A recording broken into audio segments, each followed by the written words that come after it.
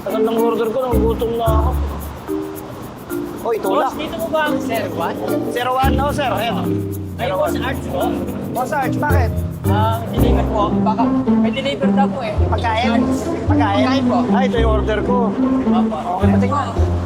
Kasi kanina ka pa, kuya, ba't ang tagal mo? Boss, nasiraan kasi ako eh. Bago kasi ako nagpunta dito, nag-potential muna ako. Change oil. Hanggang saan ka nagtulak? Medyo malapit-lapit na rin naman po. Kaya mula ko lang. Change oil lang.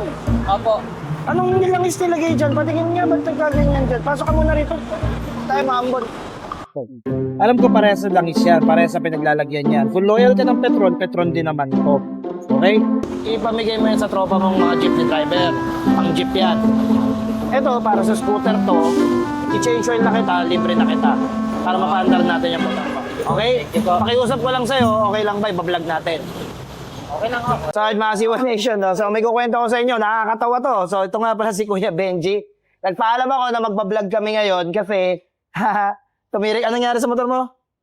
Nagpa-change oil po na po ako bago ako mag-deliver. Then Okay. after 15 minutes, bigla na po kasi ang huminto eh. Kaya, Minto na lang. pero malapit na rin naman na po ako bago sa huminto. Ano nangyari, tol? Kasi nakatanggap siya ng maling biyaya.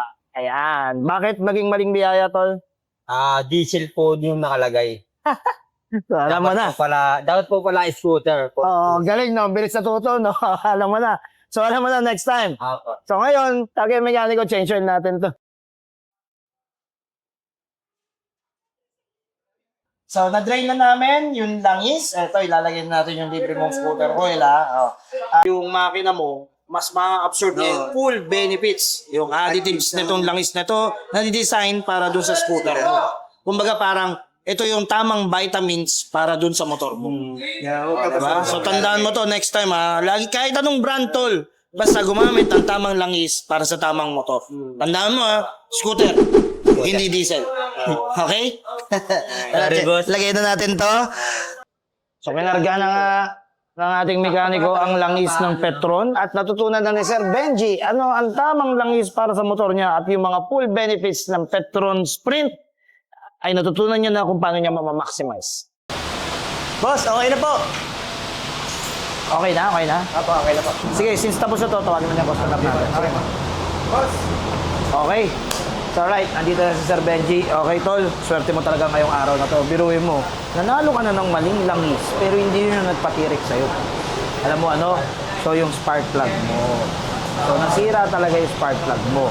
Pero sabi ka ng mekaniko natin na si J.A., buti na lang din natuto ka na habang maaga. Kasi eventually, kung pinagpatuloy mong gamitin yung langis na yan sa motor mo, eh eventually talagang titirik ka nga naman daw talaga. So, from now on, tandaan mo ito na ang langis para sa motor mo.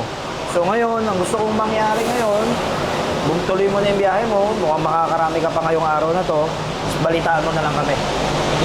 Okay? Swerte mo, diesel na, spark plug pa, libre pa langis. Let's go. Thank you, Petron.